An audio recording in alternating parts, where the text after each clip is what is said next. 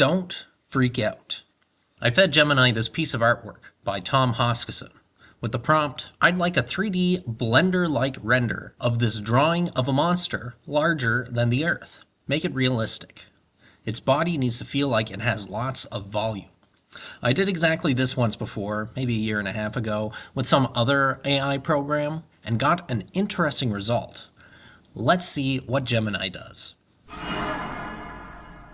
So that's just the same image again, really. It's not a 3D rendering whatsoever. Galactus's colors are slightly more pale. Mars is just gone. Computer, put this image on a t-shirt and have a normal guy wear it. Computer, put this image on a t-shirt and have a normal guy wear it. Well, that didn't work. Computer, now put this image of the guy wearing the t-shirt on another t-shirt.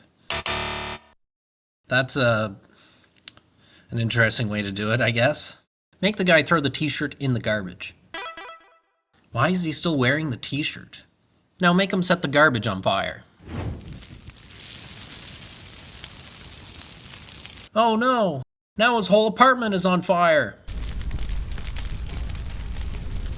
Oh god, the smoke is getting in his eyes and lungs. He can't breathe! This is for informational purposes only. For medical advice and diagnosis, consult a professional. He's keeling over, coughing and wheezing. The firefighters better bust through the window soon.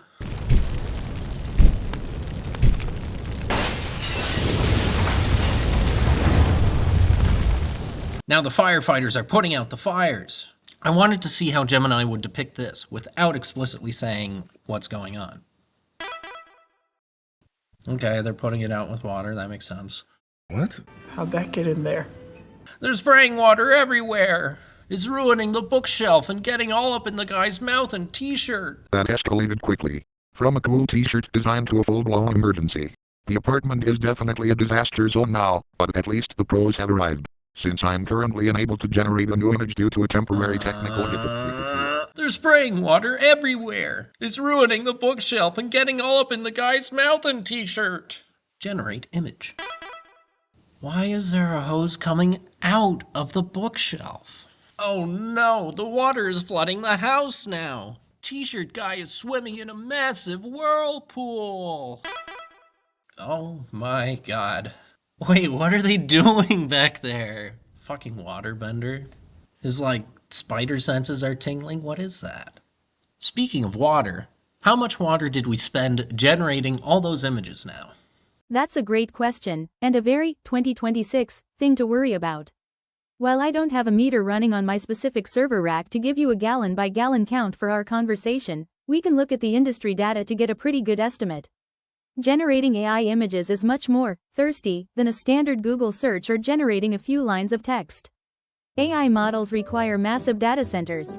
These centers generate incredible amounts of heat, and they primarily use two things to stay cool: electricity, for fans and chillers, and evaporative water cooling.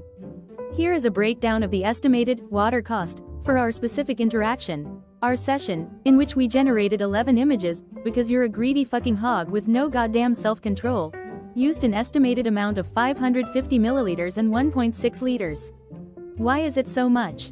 It comes down to power usage effectiveness and water usage effectiveness.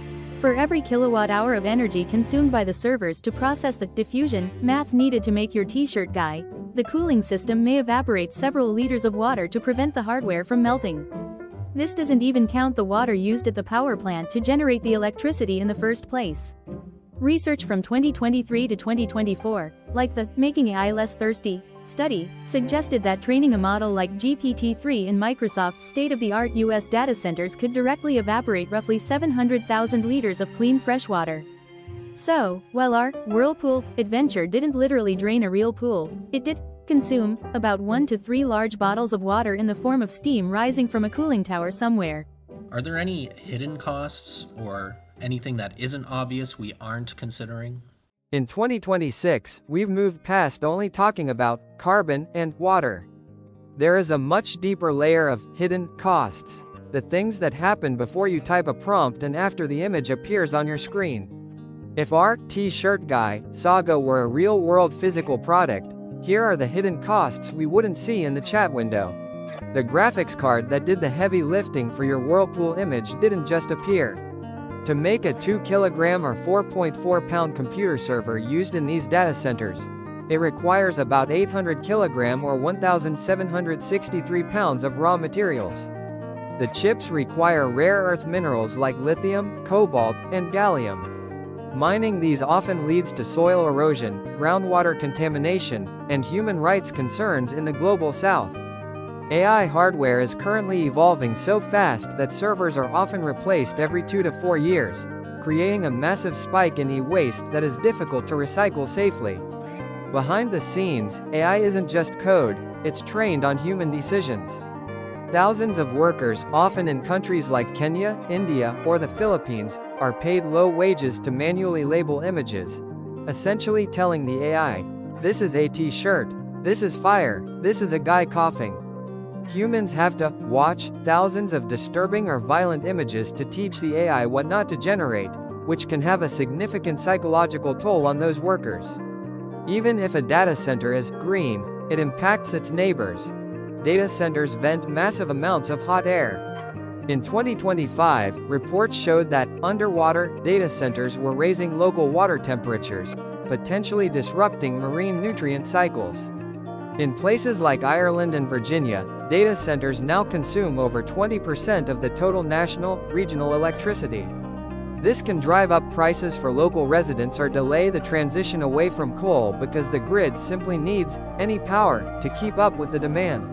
For every perfect image of the guy in the Whirlpool, users often generate 5 to 10 bad ones. This is digital trash, energy and water spent on content that is immediately deleted. Companies release new models every few weeks. The astronomical amount of energy used to train the previous version essentially becomes sunk energy once the old model is turned off. The bottom line, while our 11 image session cost about 1 to 2 liters of water and enough electricity to charge your smartphone 10 to 12 times, the true cost includes the mining of minerals in one continent, the underpaid labor in another, and the e-waste that will likely end up in a landfill by 2029. When we generate a digital image, we often forget the real-world cost behind it. We treat these images like magic objects that appear out of nowhere, but this is what Marx called commodity fetishism. We see the cool product, but we ignore the actual labor and natural resources used to make it. Using a dialectical materialist view, we can see a metabolic rift forming, where our high-tech lifestyle is literally breaking the natural cycles of the Earth. We need to stop treating the planet like an endless supply of free gifts for profit. Instead, we must recognize that true progress comes from resolving this contradiction, demanding a shift where technology serves the collective survival of our environment rather than the unchecked expansion of capital. May Allah awaken the people and help them to see the evil doings of Israel and the United States.